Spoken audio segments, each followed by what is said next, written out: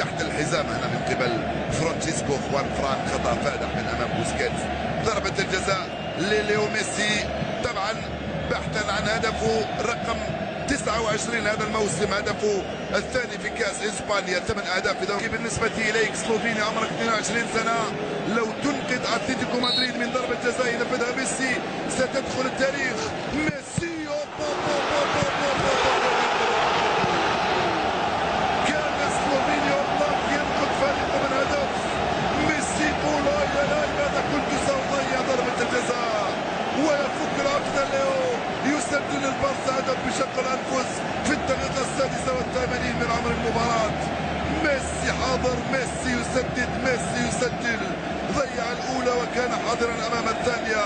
الحارس يانو بلاك راح مع الكره ولكن ميسي كان حاضر مع الكره وسجلها بقوه. الضربه الاولى بوم صدها الحارس، ثم ميسي شباك فارغه يفتح مجال التسجيل لبرشلونه. هدف للصفر. ثم النهائي كاس اسبانيا في مواجهه اتلتيكو مدريد الرهيب والقوي والصعب.